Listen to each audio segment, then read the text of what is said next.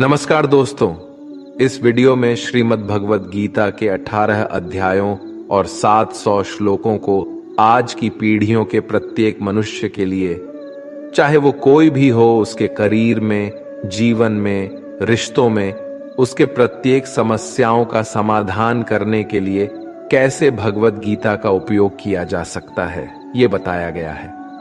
दोस्तों, यहाँ पूरे 18 अध्यायों को शामिल किया गया है और हर एक अध्याय की शुरुआत से पहले मैं आपको बताऊंगा कि उससे आपको क्या सीखने को मिलेगा।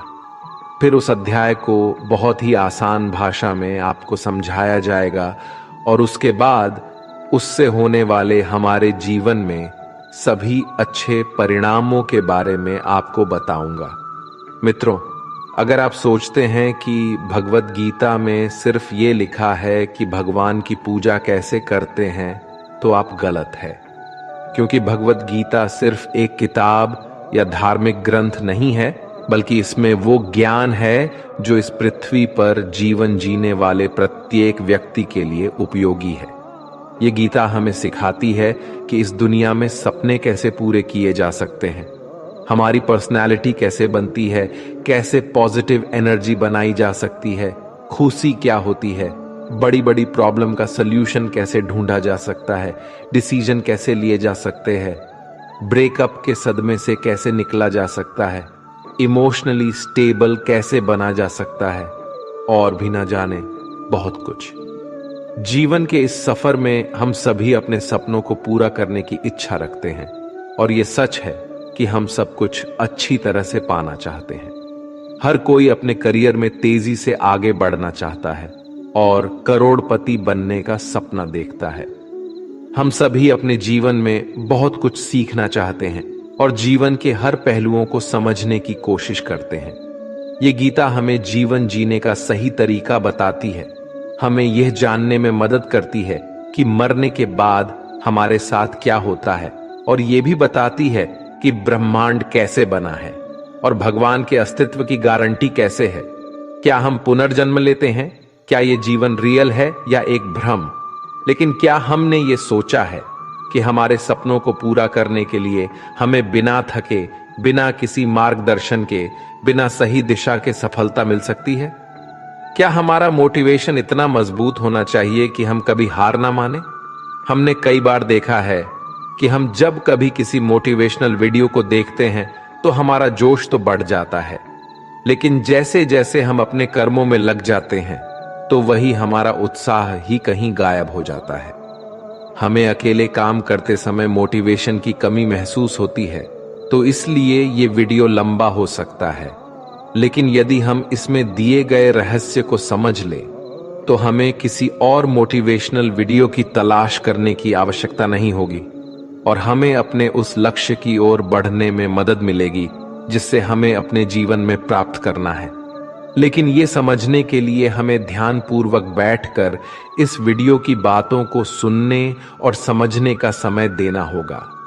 और अगर आप इस वीडियो को बीच में छोड़कर जाना चाहते हैं तो कृपया कर आप इसे स्किप कर दें, क्योंकि अधूरा ज्ञान नहीं होने से भी ज्यादा खतरनाक हो सकता है। और भगवान श्री कृष्ण ने गीता में कहा है कि हमें किसी को जबरदस्ती गुप्त ज्ञान नहीं देना चाहिए।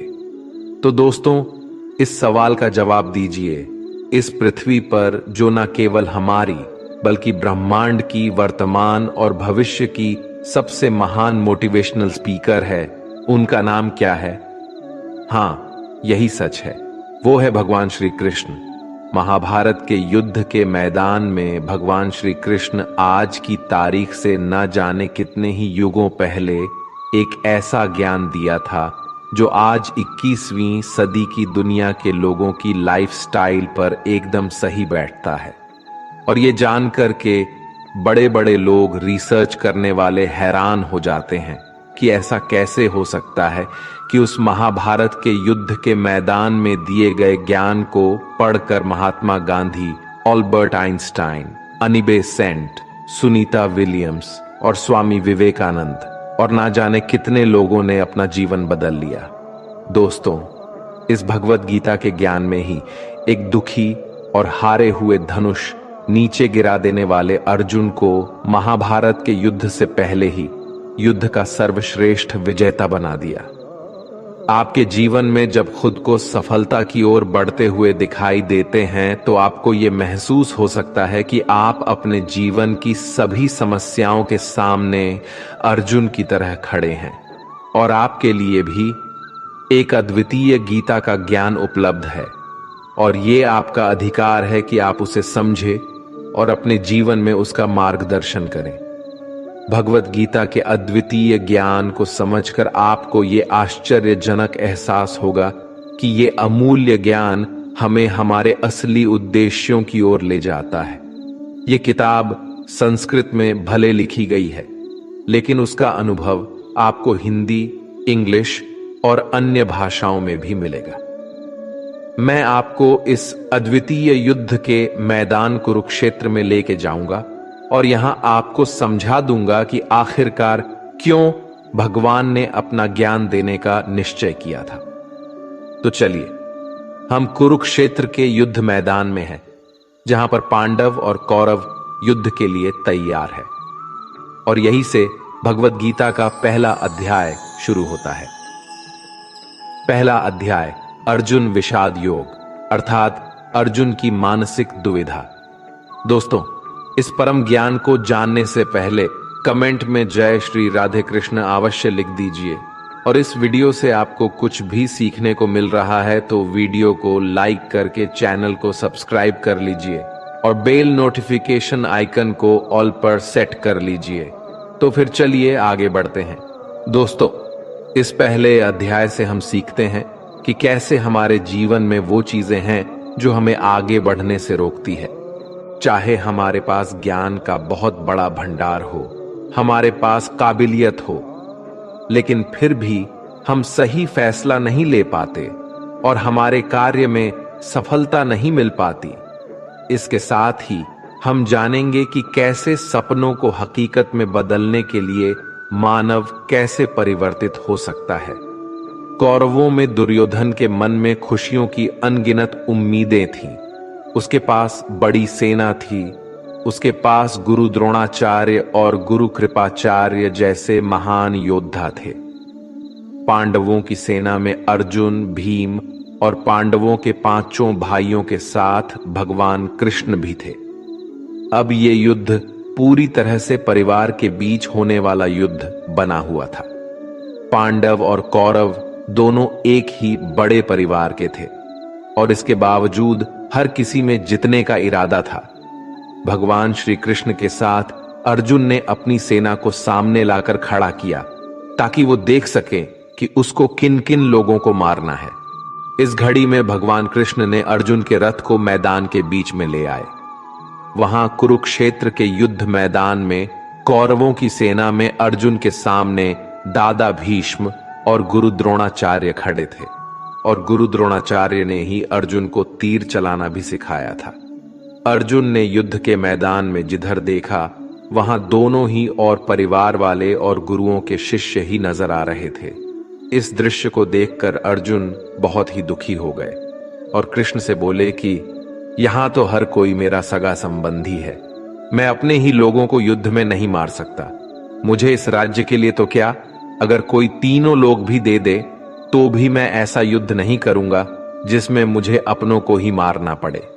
गीता के इस पहले अध्याय से हमें यह सीखने को मिलता है कि वास्तविक सोच कैसी होती है। हमें कभी कभी नहीं पता होता कि हमारे काम करने का इरादा क्या है, हम किस चुनौती का सामना करेंगे, और जब हम किसी बुरी स्थिति का सामना करते हैं तो हम संयम खो बैठते हैं, घबरा जाते हैं और अपना वास्तविक धर्म भूल जाते हैं। भले ही अर्जुन युद्ध कला में माहिर थे और वो युद्ध करने के लिए मैदान में धनुष उठाने की कला को सिखाने वाले गुरु द्रोणाचार्य के शिष्य थे, लेकिन वे अपने लगाव के कारण कर्म का सही फैसला नहीं ले पा रहे थे। इससे हमें यह सीखने को मिलता है कि जब हम जीवन में आगे बढ़ने के लिए तैयार होते हैं तो हमें अपने लगाव को खुद से दूर रखना चाहिए। मित्रों, आप इसे इस तरह से समझ सकते हैं। मान लीजिए आपका दिल से किसी व्यक्ति से गहरा प्यार है, लेकिन वो व्यक्ति आपके प्यार को समझने का मन नहीं रखते। इस बदले में आपको उसके प्रेम को प्राप्त करने के लिए मोहित नहीं होना चाहिए, क्योंकि लगाव किसी भी रूप में हानिकारक हो सकता है। जब तक ये लगाव है तब तक आप अपने आत्मा के धर्म को पूरा नहीं कर सकते। गीता का दूसरा अध्याय सांख्य योग यानी कि पुरुष प्रकृति का विश्लेषण करना। मनुष्य 5 संख्या से बना है: आग, पानी, मिट्टी, हवा। अंत में मनुष्य इसी में मिल जाता है। भगवान श्री कृष्ण ने अर्जुन को बताया कि जीवन में सबसे बड़ा योग कर्म योग है। भगवत गीता के दूसरे अध्याय से हमें इमोशनल स्टेबिलिटी, आत्मा, मृत्यु, पुनर्जन्म और डिसीजन मेकिंग के बारे में सीखने को मिलता है। यहां हमें गुस्से के सबसे बड़े कारण और उनके समाधान के बारे में भी बताया गया है। जब अर्जुन ने युद्ध करने से मना किया तो सारथी श्री कृष्ण ने कहा, हे अर्जुन, ये तुम्हें अचानक से क्या हो गया है? तुम जैसे महान योद्धा के मुंह से ऐसी बातें शोभा नहीं देती। इसलिए अपने इस मन की कमजोरी को छोड़कर युद्ध के लिए फिर से खड़े हो जाओ। इस पर अर्जुन ने कहा कि इस युद्ध से बेहतर है कि मैं एक भिखारी बन जाऊं, क्योंकि मेरे पास यहां तक तो अपनी जिंदगी का कोई अहम मकसद ही नहीं है। मेरे पास सही और गलत का ज्ञान नहीं है, इसलिए मैं आपसे मार्गदर्शन मांगता हूं। श्री कृष्ण मुस्कुराए। क्या कोई इंसान उनसे कुछ मांग सकता है और वो नहीं देंगे? यहीं से शुरू होता है भगवत गीता का ज्ञान, जिसे आपको भी अर्जुन की भावनाओं को जानना और समझना चाहिए। श्री कृष्ण अर्जुन को बोले, क्या तुम अचानक से डर रहे हो? तुम्हें डरना नहीं चाहिए, क्योंकि ये लोग तुम्हारे मारने से ही मरेंगे और तुम्हें ही उन्हें मारना होगा। इन सब लोगों का पिछले जन्म से और आगे के जन्म के साथ कोई संबंध नहीं है। वे तुम्हारे जैसे अनादि है। इसलिए जैसे कि तुम अपने पुराने कपड़े बदलकर नए पहनते हो, वैसे ही आत्मा शरीर को छोड़ देती है। हे अर्जुन, तू किसी मरे हुए इंसान को जीवित नहीं कर सकता, क्योंकि जीवन और मृत्यु का नियंत्रण सिर्फ मेरे पास है।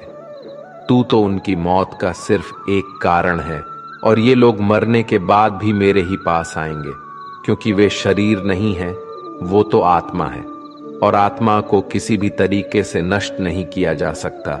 आत्मा अगले जन्म के लिए इस शरीर को त्याग देती है, जिस प्रकार तू अपने पुराने कपड़े बदलकर नए पहनता है। इसी तरह से जैसे कोई कछुआ खुद को खुद में ही समेट लेता है, वैसे ही मनुष्य अपनी इच्छाओं को वश में कर लेता है। जो व्यक्ति अपने मन की सभी इच्छाओं और कर्मों के परिणामों को सोचना छोड़ देता है, वही स्थिर बुद्धि कहलाता है।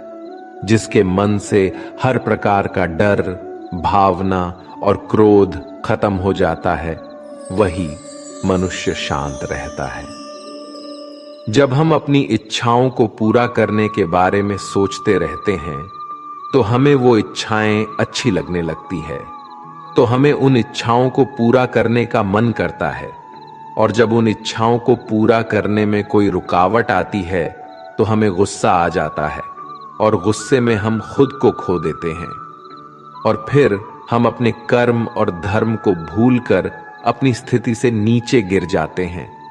लेकिन जो व्यक्ति अपनी इच्छाओं को वश में करके उनका गुलाम नहीं होता, उसका अंतर्मन शुद्ध रहता है और उसके दुख का अंत हो जाता है। और जब उसके सभी दुख समाप्त हो जाते हैं, तो उसकी बुद्धि स्थिर हो जाती है। लेकिन जिसकी इच्छाएं और कामनाएं उसके मन से नहीं जाती हैं, वो मनुष्य कभी शांत नहीं हो पाता। और जब शांति ही नहीं मिल पाएगी, तो वो खुश कैसे रहेगा? उसकी हालात तो वो नाव की तरह होती है, जिसको उसकी इच्छाओं की किसी भी दिशा में ले जाने की छूट मिल सकती है। स्थिर बुद्धि वाले प्राणी समुद्र की तरह स्थिर रहते हैं, और इसी प्रकार के जीव मृत्यु के बाद मेरी शरण में आते हैं। मित्रों, अब हम इस अध्याय के वास्तविकता पर आते हैं, और आप में से कई लोग होंगे जिन्होंने अपने प्रियजनों को खो दिया है, और आज तक आप लोगों में से जिन्होंने भी अपने प्रियजनों की मृत्यु का दुख नहीं झेला है, उन्हें यह जान लेना चाहिए कि उनके जीवन में भी उनके अपने किसी सबसे प्रिय की मौत एक दिन अवश्य होगी। लेकिन उस वक्त उदास होने की कोई आवश्यकता नहीं है, क्योंकि खुद भगवान ने ही हमें स्मरण कराया है कि हमें अपने जीवन से पहले भी हम इस संसार में मौजूद नहीं थे और मृत्यु हो जाने के बाद भी नहीं रहने वाले हैं। और इसलिए हमें मौत का डर नहीं होना चाहिए। इसका कारण ये है, या तो हम परमात्मा में हमेशा के लिए मिल जाएंगे या हमारा पुनर्जन्म होगा। और जब सभी लोग आखिर में एक ही जगह मिलेंगे तो विलाप करने का क्या मतलब रह जाता है। और यही प्रकृति का नियम भी है। और आपको स्मरण रहे कि हम कोई शरीर नहीं है, हम तो केवल आत्मा है और उस परमात्मा के अंश है।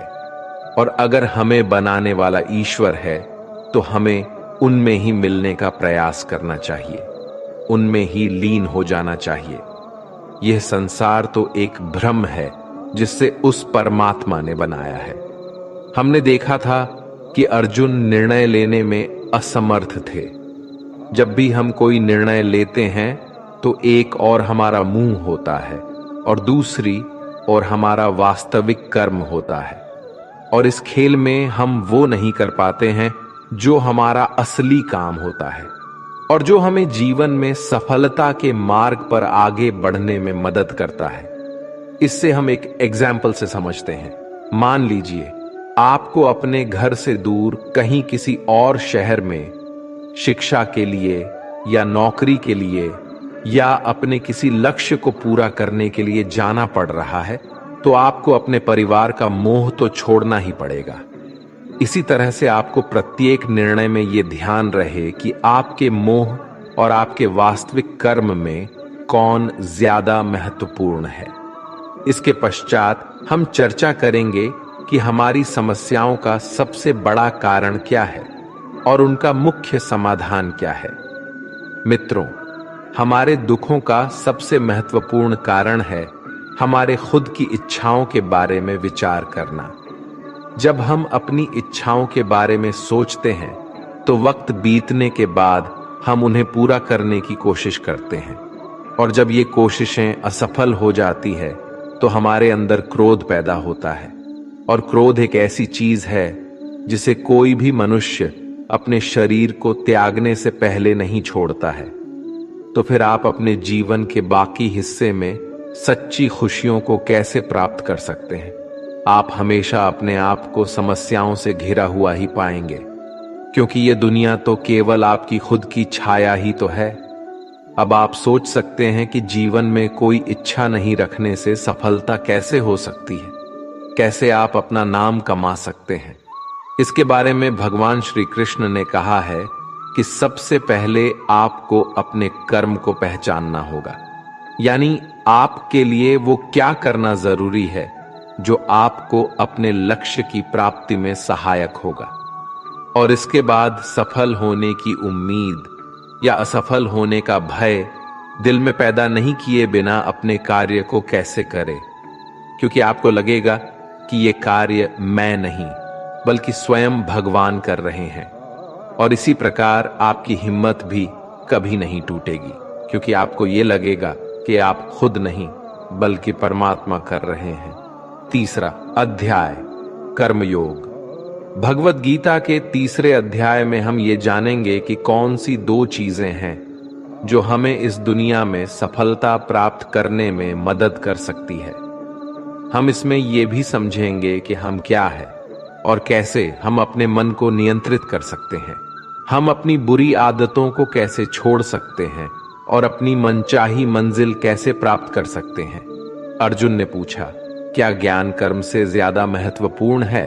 आप तो सन्यासी बनने की बात कर रहे हैं, लेकिन फिर भी युद्ध करने की सलाह दे रहे हैं। कृपया बताएं, मैं ज्ञान का मार्ग चुनूं या कर्म का मार्ग?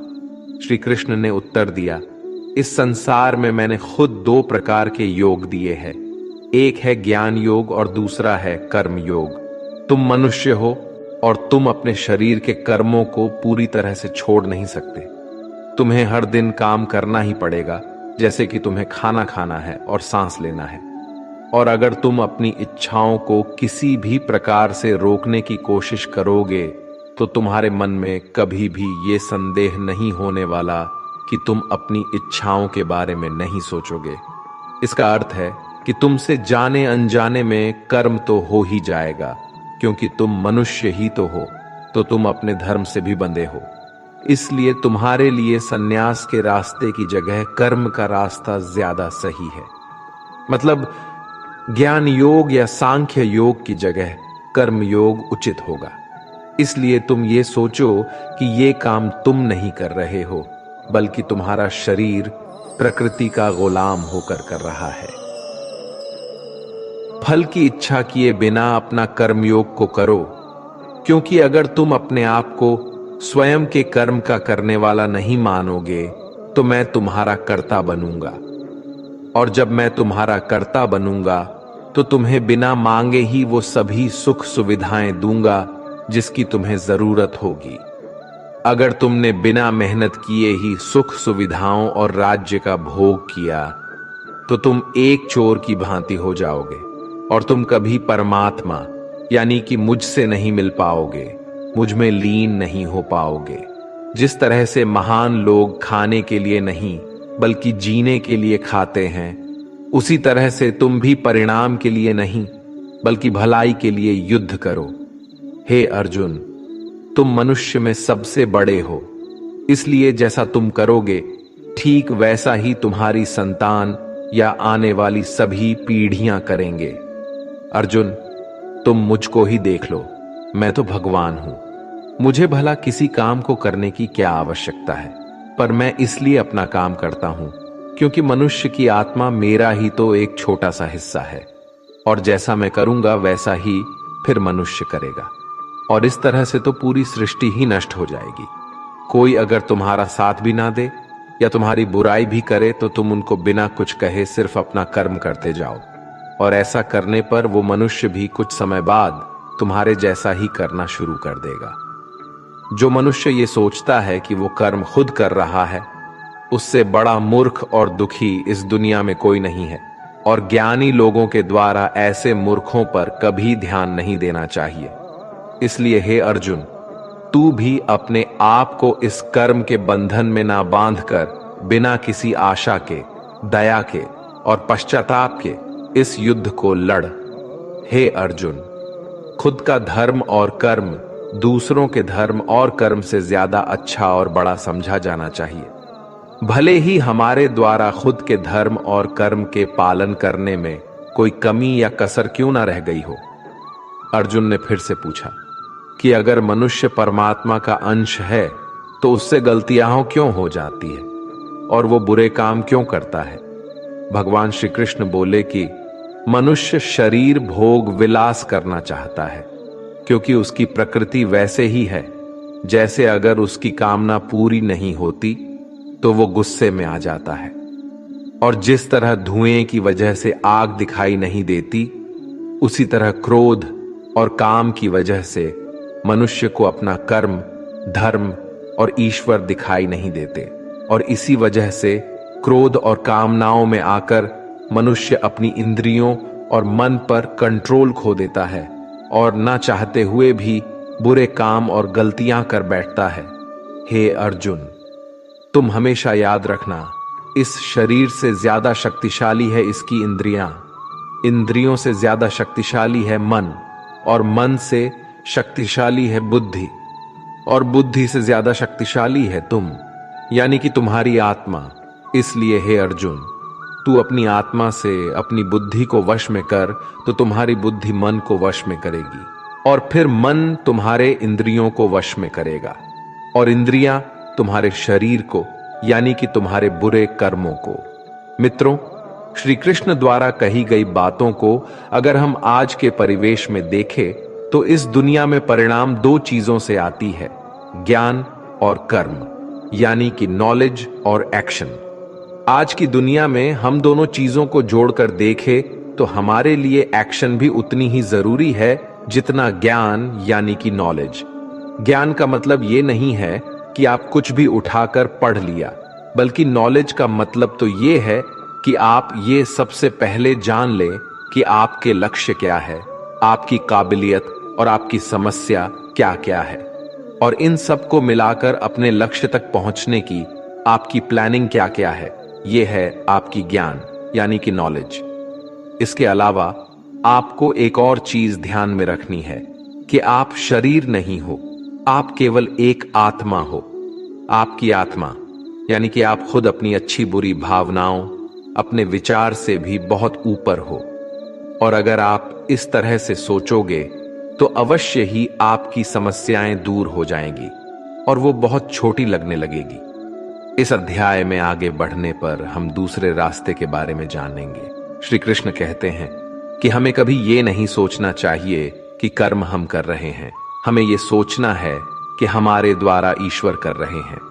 और जब हम इस तरह से सोचेंगे तो हमारे जीवन में दो अच्छे प्रभाव होंगे। पहला ये कि आप अपनी मेहनत के परिणाम को लेकर आपको कोई भी टेंशन नहीं होगी, और दूसरा ये कि आप अपने मन को स्थिर करके सबसे ज्यादा मेहनत करने लगोगे। सभी शब्दों की बजाय ये आपको समझना चाहिए कि आपको कभी भी अपने कर्मों के परिणामों पर खुश या दुखी होने का अधिकार नहीं है, क्योंकि श्री कृष्ण के उपदेशों के अनुसार मनुष्य को केवल कर्म करने का अधिकार है। इसके साथ ही आप किसी भी बुरी आदत से कैसे मुक्त हो सकते हो, इसका विचार करें। इसे बहुत ही सरल शब्दों में समझाया जा सकता है।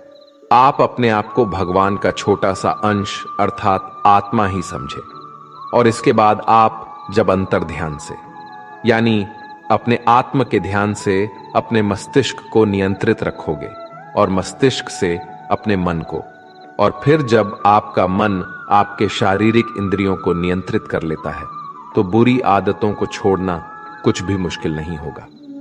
अध्याय 4 ज्ञान कर्म संन्यास योग यानी सगुण भगवान का प्रभाव और कर्म योग का विषय। भगवत गीता के 4थे अध्याय से हमें यह ज्ञात होता है कि भगवान कब और किस रूप में पृथ्वी पर आते हैं, और यहां तक कि गुरु से ज्ञान कैसे प्राप्त किया जा सकता है और ज्ञान क्यों जरूरी है। श्री कृष्ण ने अर्जुन से कहा, है अर्जुन, मैंने इस महान गीता ज्ञान को बहुत पहले बताया था, लेकिन समय के साथ वो ज्ञान समाप्त हो गया है। इस पर अर्जुन श्री कृष्ण से पूछते हैं, कृपया बताइए कृष्णा, आप तो अब वर्तमान काल में हैं, तो आप बहुत पहले के समय में ऐसा कैसे कर सकते हैं। श्री कृष्ण ने उत्तर दिया, हे अर्जुन, तुझे ये नहीं पता कि तेरे और मेरे कितने जन्म हो चुके हैं।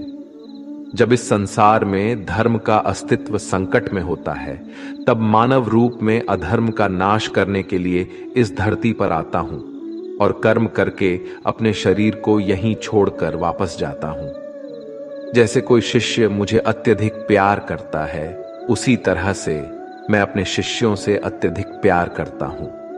हालांकि मैंने इस संसार को बनाया है, लेकिन मैं ये नहीं सोचता कि ये मेरे द्वारा बनाया गया है। इसलिए मनुष्य को कर्म करते समय ये कभी नहीं सोचना चाहिए कि मैं कर रहा हूं। वो मनुष्य जो किसी कर्म के फल और सुख दुख के परे होकर कर्म करता है, वही सबसे बड़ा है।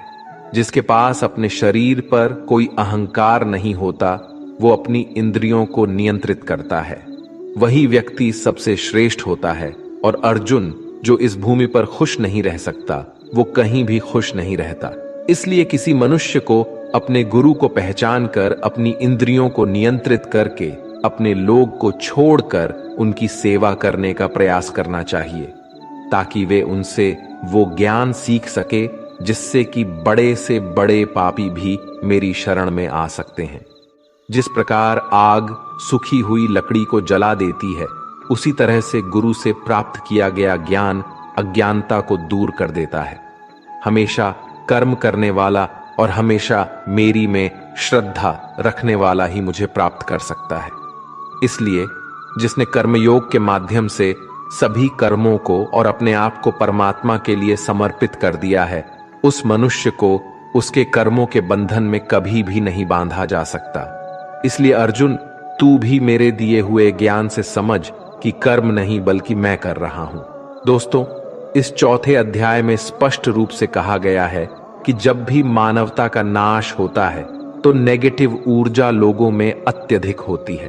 तब तक भगवान किसी भी रूप में आकर धर्म को पुनः स्थापित करते हैं। इसमें यह भी बताया गया है कि अगर किसी से आपको कुछ सीखना है तो सबसे पहले आपके मन में उसके प्रति सम्मान होना चाहिए, कोई लालच नहीं होना चाहिए और बुरी भावना भी नहीं होनी चाहिए। और ये ज्ञान प्राप्त करना और सीखना हमारे लिए क्यों आवश्यक है और इसका कारण क्या है? हम अगर किसी क्षेत्र में हो तो स्वाभाविक रूप से बताया जा सकता है कि हमें उस क्षेत्र के गुरु से ज्ञान प्राप्त करना होगा। और ज्ञान वो तरीका है जिससे इस जीवन में अपने लक्ष्य से और उस जीवन में आपके परमात्मा से मिल सकता है। अध्याय 5, कर्म संन्यास योग। भगवत गीता के 5वें अध्याय में कर्म संन्यासियों का वर्णन किया गया है और हम जानेंगे कि अपने लक्ष्य को कैसे प्राप्त किया जा सकता है और कैसे हमारे शरीर ने हमें आलस्य में बांधने की कोशिश की। अर्जुन ने कहा, है श्री कृष्ण, मैं अभी भी ये नहीं समझ पा रहा हूं कि मेरे लिए कर्म अच्छा है या कर्मों से संन्यास। तो श्री कृष्ण ने उत्तर दिया, देखो अर्जुन, संन्यास और कर्म वे दो अलग अलग मार्ग हो सकते हैं, लेकिन दोनों का ही लक्ष्य तो समान है और वो है परमात्मा। जो व्यक्ति अपने मन को भटकने नहीं देता, जो कर्म करके भी यही समझता है कि कर्म उसने नहीं किया है बल्कि ये तो परमात्मा ने किया है, और जो सभी जीवों को उसी परमात्मा का हिस्सा मानता है, वो मनुष्य मरने के बाद परमात्मा में ही मिल जाता है। महान व्यक्ति अपने प्रत्येक कार्य को, अपने विचारों को स्पष्ट करने और दूसरों के हित के लिए ही करते हैं। परमात्मा कभी भी मनुष्यों को बुरे काम करने के लिए नहीं प्रोत्साहित करता, बल्कि लोग खुद ही अपने क्रोध और मोह में आकर बुरे कार्य करते हैं और फिर उसी प्रकार से उनके फल सुनिश्चित हो जाते हैं। मैं तो बस उनका प्रतिफल उन्हीं को वापस देता हूं। तुम अपने शरीर को चाहे कितना ही आनंदित कर दो, इसके इच्छाएं तब भी पूर्ण नहीं होती। इसलिए अर्जुन, तेरे जैसे बुद्धिमान व्यक्ति को शरीर की इच्छाओं में मन नहीं लगना चाहिए। इस संसार का असली मूल्य होता है वो जिसने अपने शरीर का नाश होने से पहले अपने क्रोध का नाश कर लिया हो, जो संपूर्ण प्राणियों का हित करता है, जिसका मन किसी भी कार्य में नहीं बनता और जो अपने भटकते हुए मन को एक जगह केंद्रित करके परमात्मा को याद करता है, वही व्यक्ति सुखी भी है और परमेश्वर सहित सभी के प्रिय भी। इसलिए हे अर्जुन, ये इंद्रियां, मन, बुद्धि, इच्छा, आशा, डर और क्रोध ही तेरे शत्रु हैं, इन्हें छोड़ दो। दोस्तों, हमारी बॉडी अर्थात हमारा शरीर हमेशा आराम से रहना चाहता है, लेकिन क्या आपने कभी सोचा है कि अगर इसमें आत्मा नहीं होती तो क्या होता? हम अक्सर अपने शरीर को ही अपनी पहचान मान लेते हैं। हम कहते हैं, ये मेरी आंखें हैं, ये मेरे हाथ है, और जब हमारा शरीर हमें आराम करने के लिए बोलता है तो हम सो जाते हैं। लेकिन क्या आप ये सोच सकते हैं कि शरीर आपकी बुद्धि पर भारी हो गई है, इसलिए आपको यह समझना होगा कि आप एक आत्मा है और आपको अपनी बुद्धि से अपने शरीर को चलाना होगा। दोस्तों, जो रास्ते भगवत गीता में दिखाए जा रहे हैं वे मानवों को परमात्मा से मिला देते हैं। अगर आप इन सभी बातों को अपने जीवन में अपनाते हैं तो आप अपने सपनों को पूरा करने की दिशा में एक कदम आगे रहोगे। दोस्तों, जैसा कि कहा गया है कि भगवान की प्राप्ति के लिए मन को वश में करना बहुत जरूरी है, ठीक उसी तरीके से आपको अपने जीवन में भी मंजिल पाने के लिए मन को वश में करना बहुत ही आवश्यक है। श्रीमद् भगवत गीता अध्याय 6, आत्म संयम योगा। भगवत गीता के 6ठे अध्याय में हम जानेंगे कि एक योगी क्या होता है और योगी कैसे बनते हैं, अर्थात आज के जीवन में वो व्यक्ति जो अपने जीवन में महत्वपूर्ण कुछ करना चाहता है। इसके साथ ही हम ये भी जानेंगे कि क्या होता है अगर आपने इस जीवन में बहुत मेहनत की लेकिन फिर भी आपका सपना पूरा नहीं हुआ। श्री कृष्ण बोले, केवल अपने सांसारिक कर्मों को त्यागने वाला ही योगी नहीं होता। इसका मतलब है कि योगी वही होता है जो अपने कर्मों को त्याग कर आत्मा की ओर बढ़ता है। उसका मार्ग सफलता की ओर जाता है, चाहे फिर भी उसे कोई भी मुश्किल का सामना करना पड़े। योगी अपने उद्देश्य को हासिल करने में सफल होता है, क्योंकि उसका मन परमात्मा की ओर होता है। वो व्यक्ति जो करने योग्य सभी कार्य को पूरी ईमानदारी से निभाता है, उसके फल की प्राप्ति की लालसा नहीं करता, वही असली योगी कहलाता है। जो व्यक्ति अपने मन पर विजय पा लेता है, उसके लिए संसार में और कुछ जितने की अत्यंत आवश्यकता नहीं होती। और जिसका मन इधर उधर चलता रहता है, उसके लिए संसार में कुछ भी प्राप्त करना सरल नहीं होता, क्योंकि हमारा प्रिय मन हमारा साथी होता है, और अगर हम उसके गुलाम बन जाते हैं तो वो हमारा सबसे बड़ा दुश्मन बन जाता है। जो व्यक्ति अपने मन के और संसार के किसी भी विचार या वस्तु से प्रभावित नहीं होता, और जो मित्र, शत्रु, महात्मा, पापी, जीव, जंतु आदि के प्रति समान दया भाव रखता है, वही योग्य की वास्तविक पहचान होती है।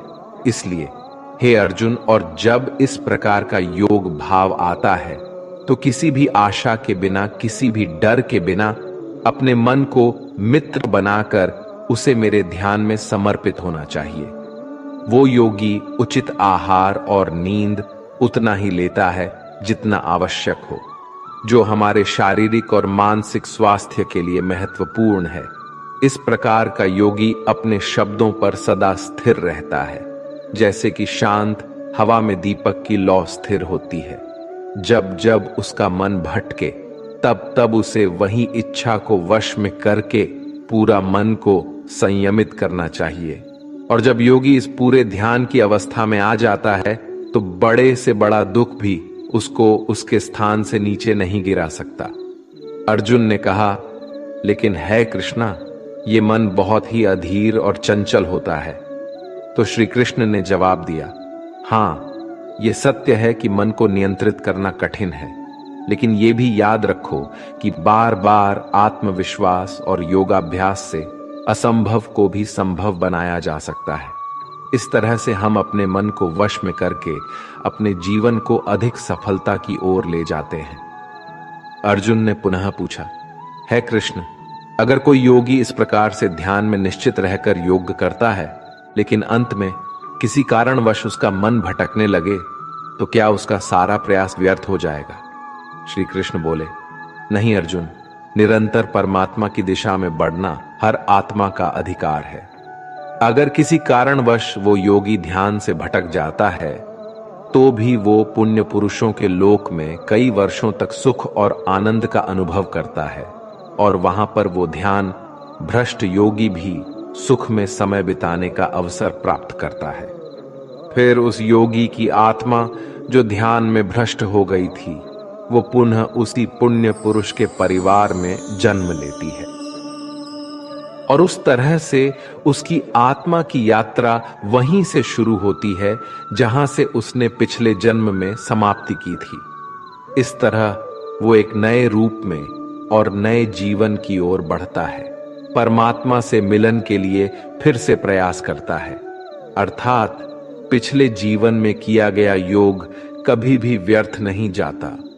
लेकिन एक योगी जो निरंतर प्रयास करता है, वो इसी जीवन में अपने जीवन चक्र से मुक्त होकर परमात्मा में विलीन हो जाता है।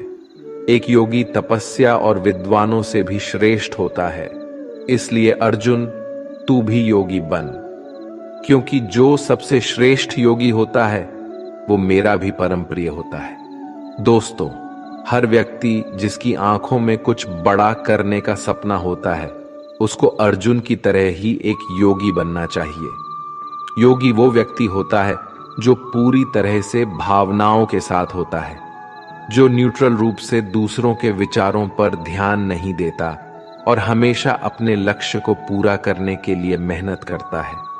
लेकिन दोस्तों, जीवन का कोई भी पथ किसी के लिए भी पूरी तरह से पूर्ण नहीं होता, ये बात हमेशा याद रखनी चाहिए। क्या कोई इंसान उसके सपने पूरे होने से पहले ही मर जाता है तो उसकी मेहनत की कीमत किसी काम की नहीं रहती और अपने सपने सपने ही रह जाते हैं? ऐसा क्यों होता है? तो इसका जवाब इसमें छिपा है कि एक बहुत ही गुप्त बात है जिसे भगवान श्री कृष्ण ने इस अध्याय में बताया है कि अगर आप मेहनत कर रहे हैं और आपने बहुत अनुभव जमा लिया है, बहुत सारा ज्ञान प्राप्त कर लिया है, फिर भी आपको अपनी मंजिल नहीं मिल रही है और किसी कारणवश आपको असफलता का सामना करना पड़ रहा है, तो भी आपकी मृत्यु हो जाए या फिर आप सपनों को पूरा करने के लिए बूढ़े हो जाए, तो इस प्रकार के मरने के बाद भी आपके स्वर्ग में आपके कर्मों के अनुसार आनंद मिलेगा।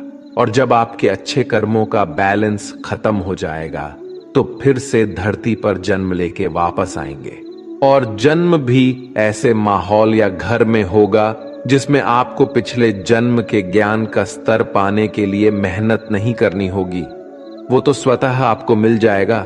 आपको फिर उसके बाद के ज्ञान को पाने के लिए एक पुनः पूरी नई जिंदगी मिल गई होती है। ऐसा मैं नहीं, बल्कि भगवान श्री कृष्ण ने भी योगियों के बारे में इस गीता के 6ठे अध्याय में बताते हुए कहा है, और उन्होंने उन लोगों के लिए भी विशेष बनाया है जो सच में बहुत ज्यादा मेहनत करते हैं। मित्रों, ट्रू लाइफ स्पिरिचुअल ज्ञान पर आप सुन रहे हैं संपूर्ण भगवत गीता का सार। इस परम ज्ञान आपको अच्छी लग रही है तो कमेंट में जय श्री राधे कृष्ण अवश्य लिख दीजिए। और इस वीडियो से आपको कुछ भी सीखने को मिल रहा है तो वीडियो को लाइक करके चैनल को सब्सक्राइब कर लीजिए और बेल नोटिफिकेशन आइकन को ऑल पर सेट कर लीजिए। चलिए आगे बढ़ते हैं। श्रीमद् भगवद गीता अध्याय 7 ज्ञान विज्ञान योग। इस अध्याय में जो भगवान का ज्ञान है, हमें यह बताया गया है कि ईश्वर कैसे संसार को नियंत्रित करते हैं, ईश्वर को कौन से भक्त सबसे अधिक प्रिय होते हैं, इसके बारे में भी ये जानकारी दी गई है। लेकिन ये सवाल हम सबके मन में उठता है कि क्यों इंसान भगवान को नहीं पहचान पाता है। भगवान कृष्ण इस प्रश्न का उत्तर देते हुए कहते हैं कि हे अर्जुन, अब मैं तुझे वो बात बताऊंगा जिन्हें जानकर तू इस संसार में किसी और ज्ञान की तलाश में नहीं भटकेगा। हजारों लोगों में से कोई एक ही होता है जो ब्रह्म ज्ञान की खोज करता है और वो कोशिश करके ही उसे प्राप्त करता है। और ऐसे हजारों कोशिशें करने वालों में से कोई एक ही मेरे प्रेम में विश्वास और समर्पण के साथ प्राप्त कर पाता है। मेरे 2 रूप हैं, एक जन रूप जिसमें पृथ्वी, वायु, जल, अग्नि और आकाश, साथ ही मन, बुद्धि और अहंकार है। वही दूसरा है चेतना रूप जिसमें सृष्टि का चक्र है। समय को भी मैं ही निरंतर चलाता हूं। जल, ओमकार, चंद्रमा, सूरज मैं ही हूं।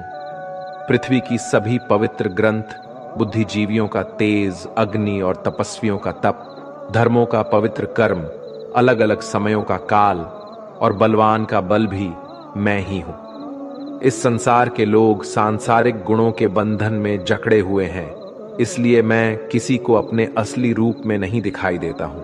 और वास्तविकता में ये संसारी गुण भी मेरी माया ही तो है। मगर जो मनुष्य इस मोह माया को तोड़ देता है वो मेरा भक्त बन जाता है।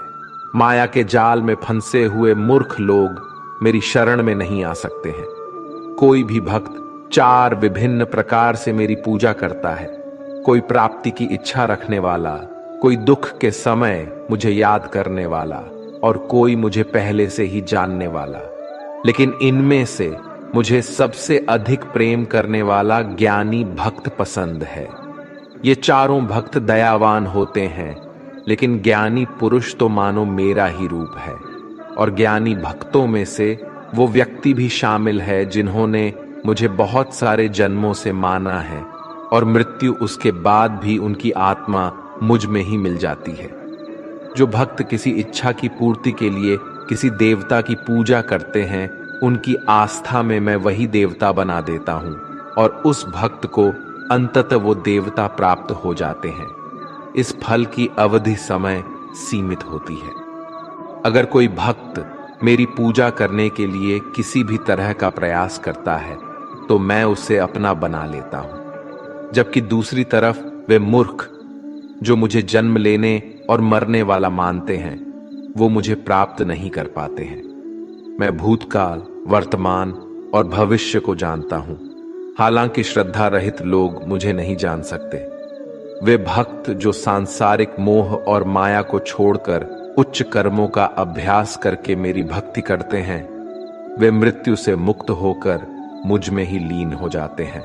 जब आप अपने जीवन में कोई लक्ष्य स्थापित करते हैं तो समय बीतने के बाद वो लक्ष्य भूलने की आशंका हो सकती है, क्योंकि विभिन्न विचारों और कार्यों की बहुत अधिक चिंता होती है।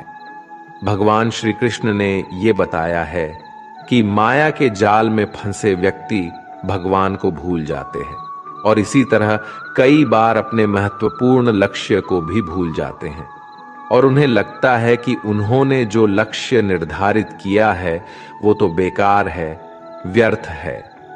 वो सोचते हैं कि लाइफ तो केवल मजे लेने के लिए है, क्या पता कल रहूं ना रहूं, और इस तरह की सोच रखने वाले व्यक्ति को गीता में मूर्ख कहा गया है, जो इतना भी नहीं जानते ये जो डिस्ट्रैक्शन है या ये जो भटकाव है ये मेहनत करने वालों को बस आजमाता है और ज्यादातर लोग इसी भटकाव में बंद करके रह जाते हैं। वहीं दूसरी तरफ जो लगातार बिना डिस्ट्रैक्ट हुए कठिन परिश्रम करता है वही व्यक्ति सफलता को प्राप्त कर पाता है और इसके मन को शांति प्राप्त होती है। अध्याय 8 अक्षर ब्रह्म योग। इस अध्याय में हम जानेंगे कि भगवान क्या है और उन्हें कैसे प्राप्त किया जा सकता है, देवता क्या होते हैं और इस संसार का कारण क्या है। ये सभी बातें हम इस अध्याय में सीख सकते हैं। अर्जुन ने पूछा, है कृष्णा, परम ब्रह्म क्या होता है, आध्यात्म का स्वरूप क्या होता है, कर्म क्या होता है, यह संसार कैसे चलता है और देवता कौन होते हैं। इसलिए इस अध्याय में अर्जुन के इन सभी प्रश्नों के उत्तर भगवान श्री कृष्ण द्वारा दिए गए हैं। श्री कृष्ण कहते हैं कि जीवों की वास्तविकता ही अध्यात्म होती है। कर्म हमारे द्वारा पास्ट में किया गया त्याग होता है जिसका परिणाम हमें वर्तमान में मिलता है। उसी तरह से हमारे वर्तमान में किए गए कर्म या त्याग वो भविष्य में मिलने वाले परिणामों को ही जन्म देते हैं। इस संसार का निर्णय करता वो मैं ही हूं और जब कोई व्यक्ति अंत के क्षण में अपने मन में वही भाव और अपने ध्यान को उसी भाव में स्थिर करके शरीर को छोड़ता है तो वो उसी भाव को प्राप्त करता है।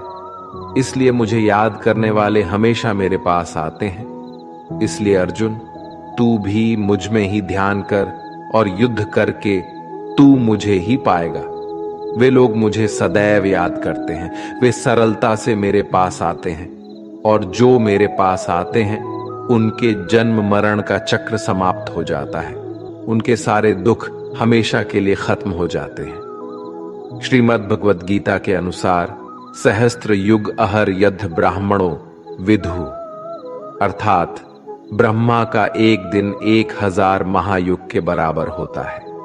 इसके अनुसार ब्रह्मा का एक दिन 4 अरब 32 करोड़ 100 वर्ष होता है। इसी प्रकार इतनी ही अवधि ब्रह्मा की रात्रि की भी होती है। ब्रह्मा के एक दिन की सुबह में ही संपूर्ण संसार का निर्माण होता है और रात के प्रारंभ में ही वो संसार फिर से ब्रह्मा में ही समा जाता है और इस चक्र में लगातार पुनर्जन्म का चक्र चलता ही रहता है। लेकिन जो मेरे भक्त होते हैं उन्हें शीघ्र ही इस चक्र से मुक्ति मिल जाती है। इसलिए हे अर्जुन, मैं तुझे वो 2 मार्ग बताता हूं जिससे लोग या तो मोक्ष को प्राप्त करते हैं या फिर से इस संसार में उन्हें वापस आना पड़ता है। जब सूर्य का प्रकाश होता है तो शुक्ल पक्ष चल रहा होता है और सूर्य उत्तरायण में होता है जब कर्म योगी जो शरीर छोड़ने वाला होता है मेरे पास हमेशा के लिए आ जाता है, और जब रात्रि होती है तो कृष्ण पक्ष आता है और सूर्य दक्षिणायन में मौजूद होता है। उस समय पर कर्मयोगी अपने शरीर को त्याग कर परलोक में जाते हैं और वहां बहुत समय तक आनंद सुख भोगते हैं। फिर संसार में उन्हें वापस आना ही पड़ता है। केवल एक योगी ही इस रहस्य को समझकर सभी कर्मों के फलों के मोह को छोड़कर परम ब्रह्म में मिल पाता है। अब हम इस चैप्टर को आजकल के समय में देखें तो वो लोग जो अपने लक्ष्य को हमेशा के लिए यादगार बनाना चाहते हैं, उन्हें बहुत ही मेहनत करनी पड़ती है, क्योंकि जैसा श्री कृष्ण ने बताया है, ये संसार का चक्र बहुत बड़ा है और लोग आते जाते रहते हैं।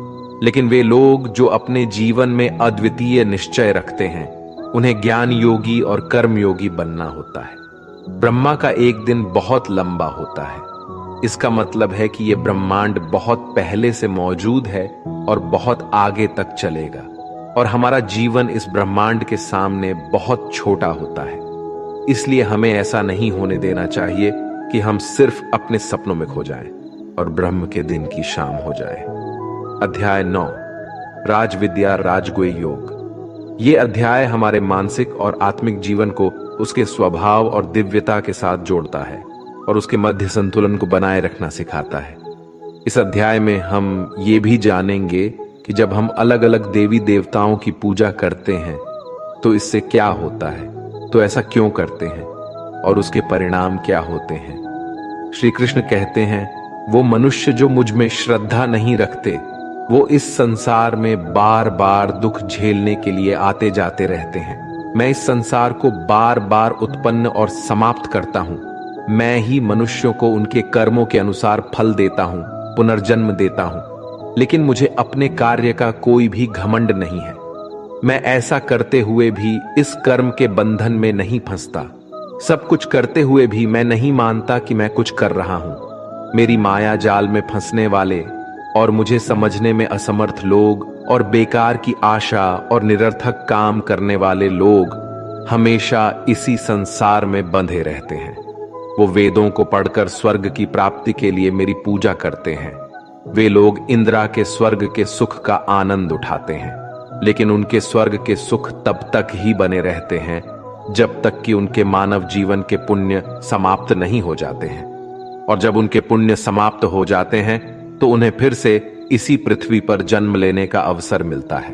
किंतु जो मुझे मतलब परमेश्वर को ही सब कुछ मानकर अपने कर्म फल को त्याग कर निरंतर प्रेम करते हैं, मैं उनकी न केवल सभी आवश्यकताओं को पूरा करता हूं, बल्कि उन्हें सदैव मेरी शरण में स्थान देता हूं। भूतों और पितरों को पूजने वालों का ज्ञान कम होता है और वो फिर से इस मृत्युलोक में आते ही है।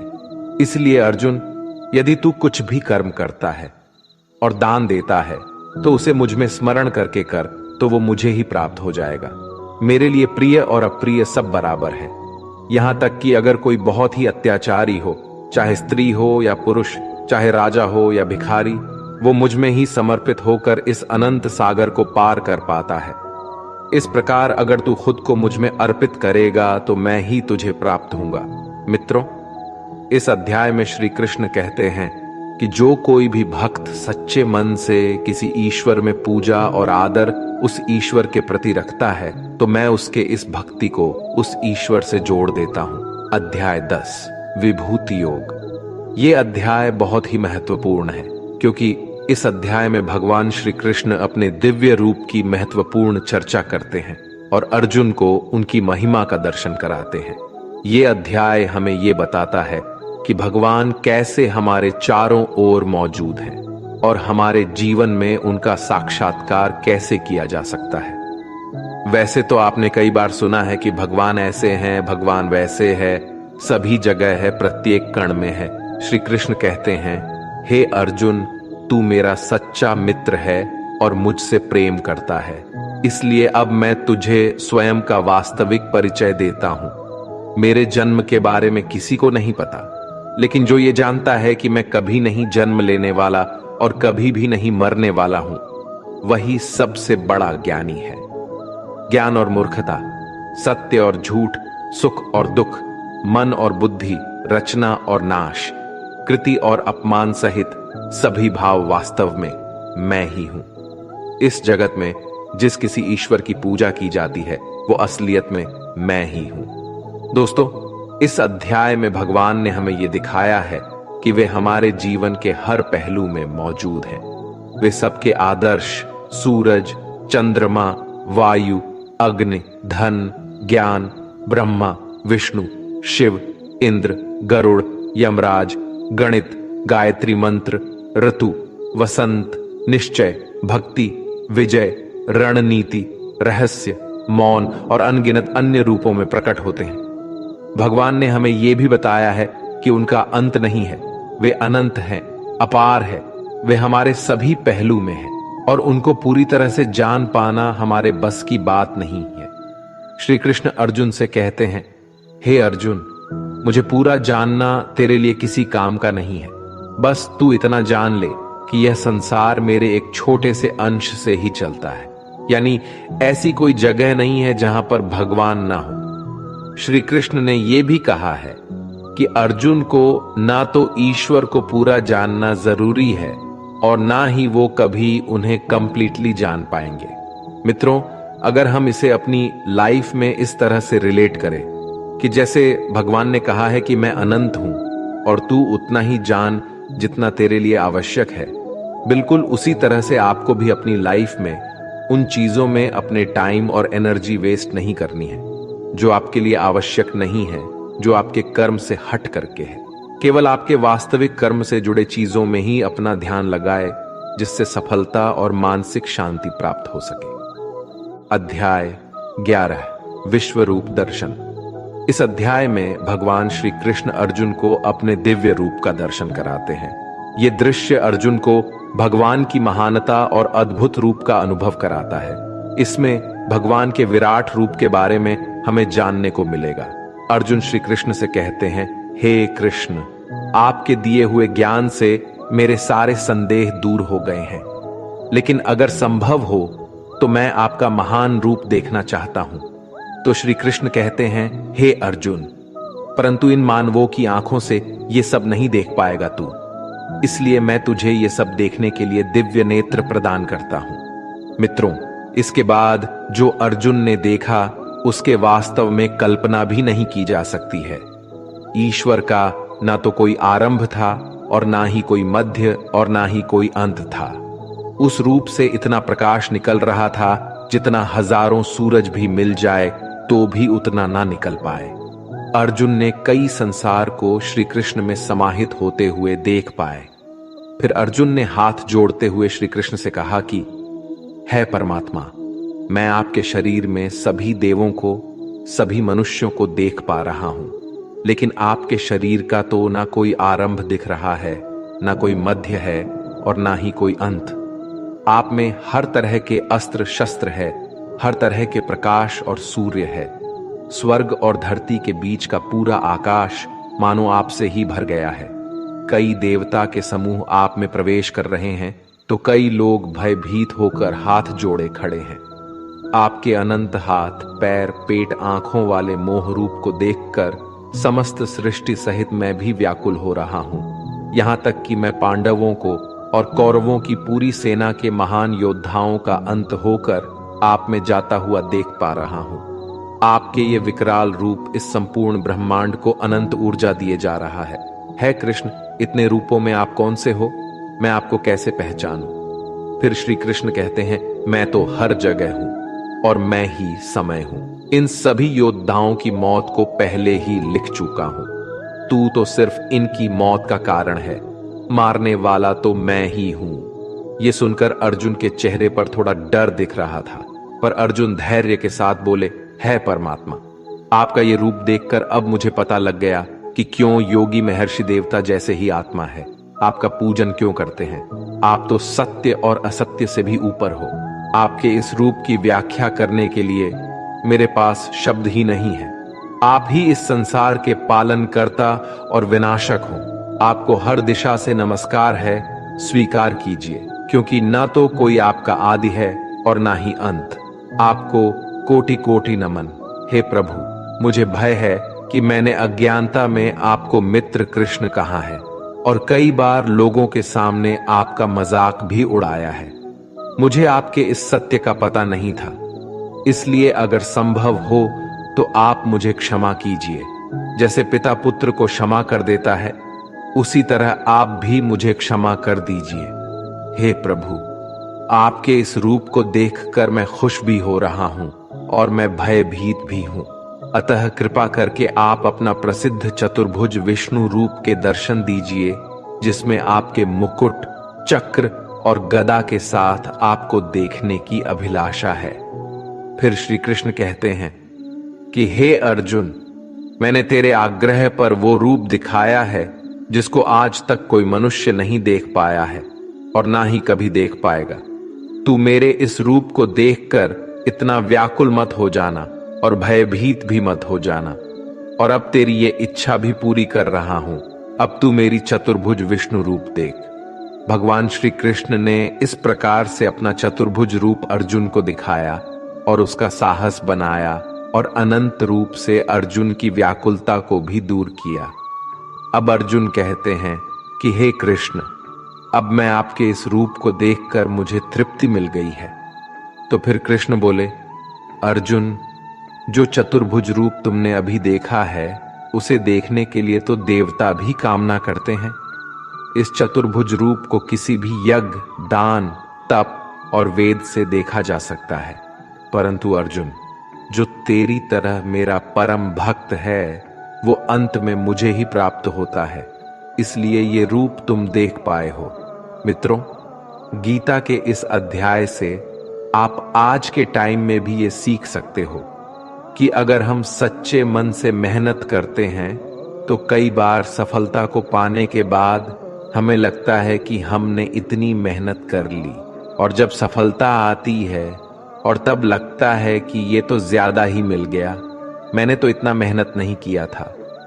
और मित्रों, यही महान लोगों का एक सद्गुण होता है कि वो मेहनत तो करते हैं, लेकिन उनको यह भी आभास नहीं होता कि कितनी मेहनत कर लिया उन्होंने। यही महान लोगों की महान सोच होती है। अध्याय 12, भक्ति योग। इस अध्याय में भगवान हमें बताते हैं कि भक्ति के माध्यम से ही हम उन्हें प्राप्त कर सकते हैं। हमें भगवान के प्रति विश्वास, प्यार और समर्पण दिखाना चाहिए।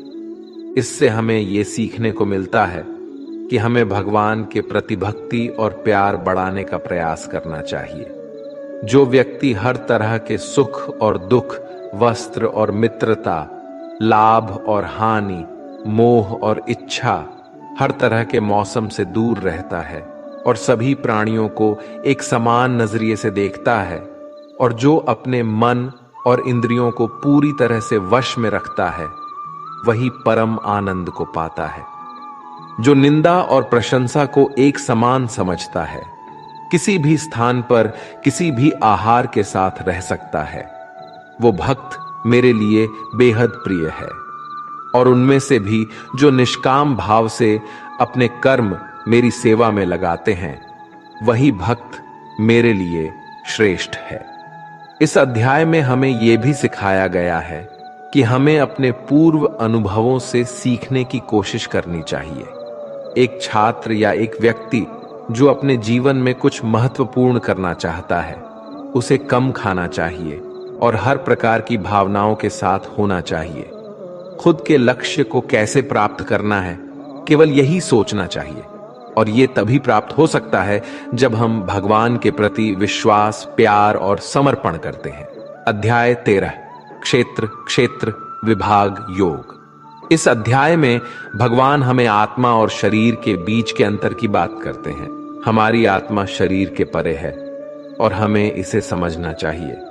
ये हमें सिखाती है कि हमारे शरीर से भी ज्यादा हमारी आत्मा ज्यादा असली है और हमें इसके साथ मिलकर जीना चाहिए। इस अध्याय से हमें ये ज्ञान मिलता है कि कैसे हमारे कर्मों के परिणाम की रचना होती है। श्री कृष्ण हमें बताते हैं, ये शरीर एक क्षेत्र है, जैसे कि खेत एक क्षेत्र होता है। खेत में हम बीज बोते हैं और उसके सही समय पर फल होता है। इसी तरह हमारे जीवन में भी हम कर्म के बीज बोते हैं और उसका सही समय पर हमें फल मिलता है। इसलिए शरीर को क्षेत्र कहा गया है। इस क्षेत्र और क्षेत्रज्ञ के ज्ञान को विभिन्न तरीकों से विद्वानों द्वारा व्याख्या किया गया है, जिसमें 5 महाभूत मन, बुद्धि, अहंकार और सभी इंद्रियां शामिल हैं। साथ ही सुख, दुख, चेतना, शरीर, धैर्य और विकार भी इसमें शामिल है। श्री कृष्ण कहते हैं, परम ज्ञान क्या होता है? इसका उत्तर मैं तुझे दूंगा। मानव में कोई भी गुण हो, वो गर्व करने योग्य नहीं होता। हमें किसी भी प्राणी को सताने का कोई अधिकार नहीं है। हमें दूसरों के प्रति क्षमा भाव रखना चाहिए। हमें गुरु की सेवा करनी चाहिए। हमारी मन और वाणी में सरलता होनी चाहिए। हमारे मन और सभी इंद्रियों को पूरी तरह से नियंत्रित होने चाहिए। हमें खुद को किसी भी भावना में नहीं बहने देना चाहिए। हमें संतान, जीवन साथी, घर और धन में मोह नहीं करना चाहिए। हमें अच्छे और बुरे में समान भाव रखना चाहिए और ऐसे लोगों से दूरी बनानी चाहिए जो किसी के साथ स्वार्थपूर्ण होते हैं। हमें एकांतवास में अपने मन को शुद्ध करना चाहिए और हमें परमेश्वर में पूरी तरह समर्पित और ध्यान मग्न रहना चाहिए। हे अर्जुन, अब मैं तुझे परम ब्रह्म के बारे में कहूंगा जो सर्वव्यापी है। वो सब इंद्रियों के साथ भी इंद्रियों के बिना है और वो निर्गुण होकर भी सभी गुणों के साथ है। वो सभी सजीवों और निर्जीव में है। वो दूर भी है और पास में भी है, लेकिन फिर भी जानने में नहीं आता। वो है ब्रह्म की तरह जीवन उत्पन्न करता है, विष्णु की तरह है पालन करता है और शंकर की तरह विनाश भी करता है। वो अलग अलग कालों में होते हुए भी एक जैसा लगता है और एक ही काल में भी अलग अलग तरह का होता है। ये माया का भी महामाया है, परम से भी परम है और सभी प्राणियों के साथ उनके हृदय में निवास करता है। परंतु इसके बाद भी ये जानने योग्य है कि हे अर्जुन, इस प्रकृति और पुरुष का भी कोई आरंभ नहीं है, क्योंकि प्रेम और घृणा और तीनों तरह के गुण, यथार्थ, सतर्ज और तम भी प्रकृति से ही आते हैं। कार्य और कार्यों को करने वाली इंद्रियां भी प्रकृति से ही उत्पन्न होती है। प्रकृति से जन्मा मनुष्य प्रकृति के ही गुणों को भोगता है और इन्हीं गुणों के अनुसार ही उसका जन्म और मरण तय होता है। इस तरह से जो भी मनुष्य पुरुष और प्रकृति के ज्ञान को जानता है, वो कर्म करता हुआ भी मुझे प्राप्त होता है और मुझ परमात्मा को हर मनुष्य अपने अलग अलग तरीके से पाता है। और जो मंदबुद्धि होते हैं, वो तो इस ज्ञान को सुनकर और मेरी प्रकृति को जानकर ही वो भी मृत्युलोक से मुक्त हो जाते हैं। ये अध्याय हमें सिखाता है कि हमारे शरीर के बाहर हमारी आलसी, हमारी असली आत्मा है और हमें उसके साथ मिलकर रहना चाहिए। अध्याय 14 गुणत्रय विभाग योग, अर्थात गुणों का महत्व। इस अध्याय में भगवान गुणों के बारे में बताते हैं, सत्व, रजस और तामस के गुण। श्री कृष्ण कहते हैं, हे अर्जुन, अब मैं तुझे संसार के उन 3 गुणों के बारे में बताऊंगा जो आत्मा को शरीर से बांधते हैं और जिन्हें जानकर कोई भी मनुष्य मुझे पा सकता है। ये 3 गुण हैं, सत्वगुण, रजोगुण और तमोगुण। सत्वगुण सभी गुणों में श्रेष्ठ है और ये ज्ञान और सुख से जुड़ा होता है, कामना और आसक्ति से उत्पन्न होता है, जो कर्म और उसके फल में बनता है। रजोगुण मनुष्य को कर्म करवाता है और उसे अविचलित रहने नहीं देता। ये कामना और आसक्ति से उत्पन्न होता है। तमोगुण मनुष्य को बोझिल और मनुष्य को उसे आलस्य और निद्रा में बाधित करता है। ये 3 गुण मनुष्य की प्रवृत्ति को प्रभावित करते हैं। जिस प्रकार सत्वगुण बढ़ जाता है तो मन में शांति और ज्ञान बढ़ता है, वही समय रजोगुण को बढ़ाता है। जब रजोगुण बढ़ता है तो मन में लालच और स्वार्थ का आभास होता है और तब तमोगुण बढ़ता है। तमोगुण में अंधकार होता है और व्यक्ति मनोबल के खोने का अनुभव कर सकता है। ये 3 गुणों को वश में कर जो व्यक्ति इन 3 गुणों के बारे में जानता है, तब वो अपने कर्तव्य को पालन करते हुए संसार से मुक्त हो जाता है और मुक्त होकर वो परम ब्रह्म को प्राप्त होता है। दोस्तों, ये तीनों गुण सभी के जीवन में महत्वपूर्ण है। अगर आप सकारात्मक परिणाम की कामना करके मेहनत कर रहे हैं तो यह निश्चित नहीं है कि आपको खुशी होगी या आप दुखी हो गए। इसलिए इस अध्याय से हमें यह सीखने को मिलता है कि हमें सत्वगुण को विकसित करना चाहिए, जो शांति और ज्ञान का प्रतीक है, जिससे हमारे जीवन में आध्यात्मिक उन्नति होती है और समय समय पर हम अपने गुणों की परीक्षा करके उन्हें सुधार सकते हैं। अध्याय 15 पुरुषोत्तम योग। इस अध्याय में भगवान हमें आत्मा की अमरता के बारे में बताते हैं। हमारी आत्मा हमारे शरीर से बड़ी होती है।